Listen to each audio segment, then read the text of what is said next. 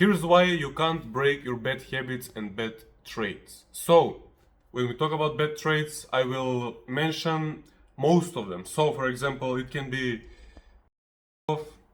playing video games, it can be drug addiction, it can be short temper, like getting angry all of a sudden. It can be being depressed. It can be whatever it is out there that is harmful for you. So I will take my example of my addiction. Before, when I was addicted to, I was addicted like 15 years, and I recently quit it like 2 months ago. When I was addicted, back then when I was starting it actually, I didn't have anyone to tell me that it's bad. Matter of fact, we as young children thought that it's kind of good, to relieve yourself, to just have fun and enjoy the moment. We thought it was good, so we did it like a habit, like everyday things, common, it's normal. Later down the line, when I started in my self-improvement period, I realized that is actually bad. There are a lot of bad things coming from this behavior.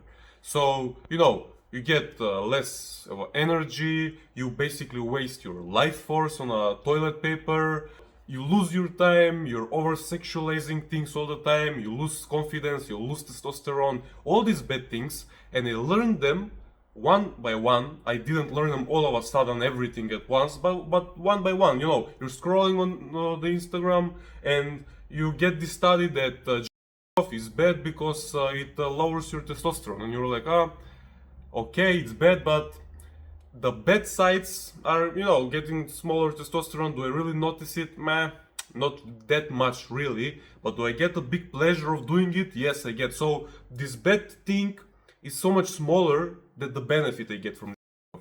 And later down the line, as you learn more and more of these bad things that are caused by you're like, so now actually, when I see that these bad things are getting more and more and more, and the benefits are like basically being not worth it, you're like, do I really want to get all these bad things just because I wanted to get a 5 seconds instant pleasure?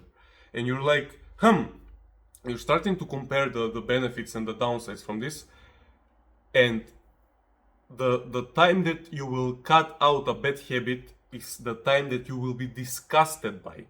So before I cut off my addiction, I was doing it like 3 times a day. It was that bad, I was that desperate, it was basically.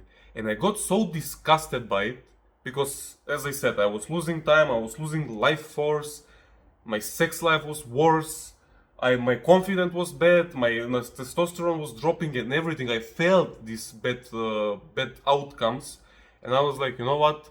It's actually time to cut this thing off. Now we can apply this in everything.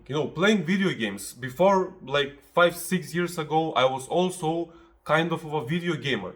But at the time I thought that it was, it was cool, I'm in high school, what else is it out there to do? Just playing video games for a couple of hours per day, it's not gonna do any harm. As I got to my self-improvement journey, I started seeing, I don't even have to look at the studies, bro. I literally see that instead of me going and playing Counter-Strike or GTA, I can basically work on my business and make money in the real life. And then as you start seeing the bad things, the small things are crawling down. You're losing time, you are not improving your life, you're being lazy, you're worsening your posture, you're like this, you're like a little rat. And these bad things are piling, and at the time you're starting to get disgusted. And I was, a short period of time, I was a gamer, but then like 5-6 years ago, I stopped completely with playing video games. Let's take another example. Let's say short temper. You're getting angry easily because deep down you think that that thing is benefiting you.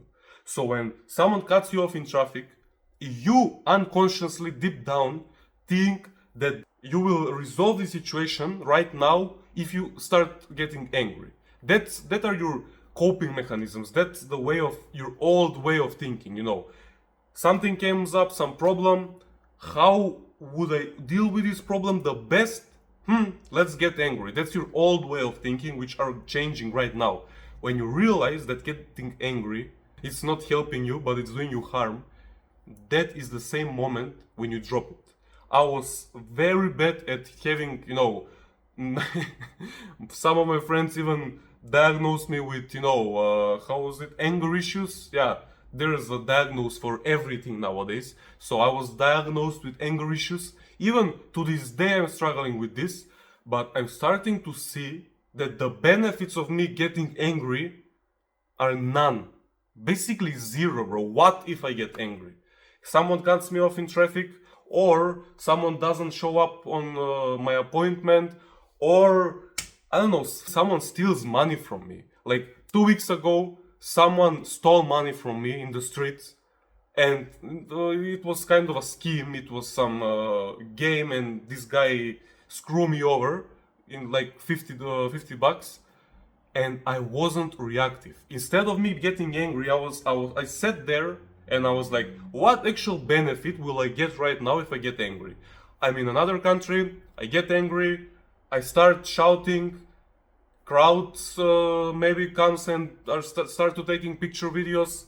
Maybe we get physical with this guy that stole the money. Maybe I punch him, he calls the police, I go to jail. Like, what is the benefit here, bro? What is the benefit of me getting angry? Instead of that, I remained calm. I accepted my loss because it was kind of my fault. No one really forced me to put the money there, but this guy screwed me. So I dealt with the situation the best way possible, with just letting it go, smiling basically, and most importantly, learning my lesson and just getting out of that place.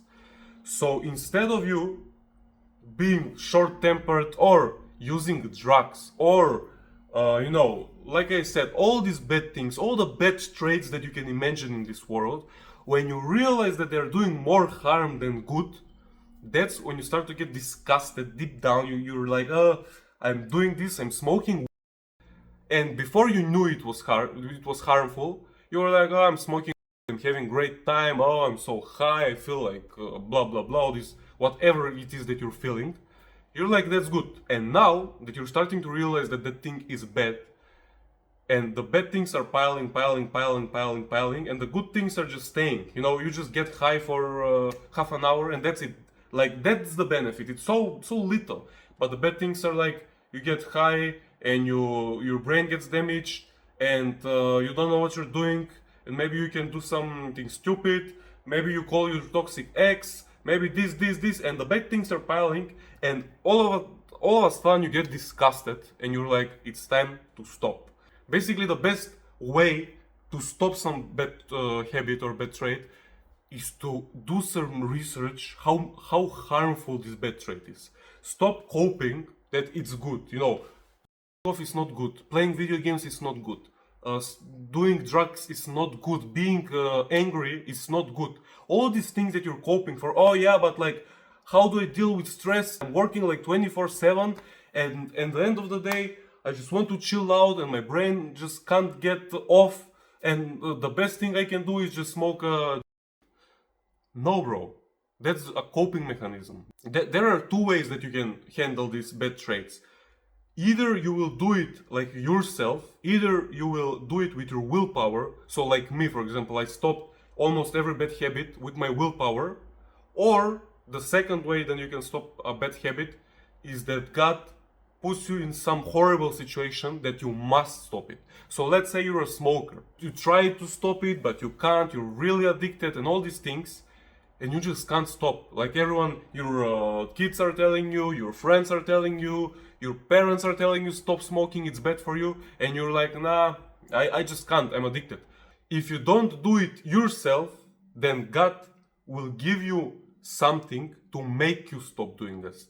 So maybe if you're a smoker and you don't want to stop, you want to stop but you can't stop, God will give you cancer, and when you go to the doctor, when he tells you that you have a lung cancer and you cannot smoke anymore, that's the sign from God that he gave you to stop smoking, because you were so numb to hear it, to look at all these people telling you, like, someone tells you you should stop smoking. It's not like all of a sudden they came up with this and they told you to stop smoking, and it's not, you just don't listen to them.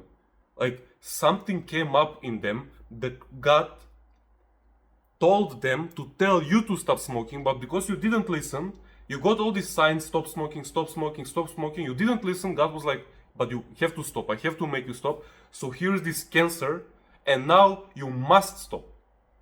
So do you want to stop the bad traits the easy way, or do you want to suffer with having cancer or whatever? It's like being in a toxic relationship.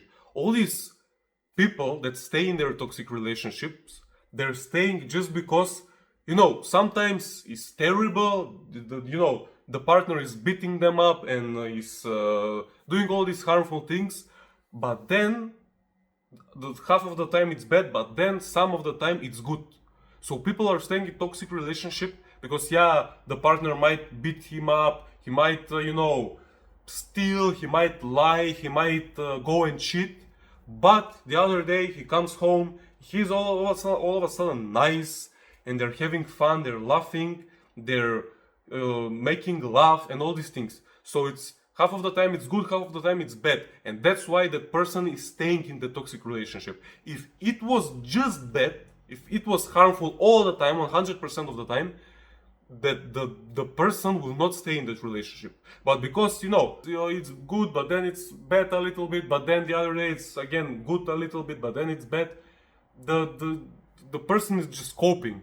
They're like, oh, come on, my partner is gonna change, I hope for better. Yeah, he beat me up yesterday, but today we're watching a movie and it's so fun.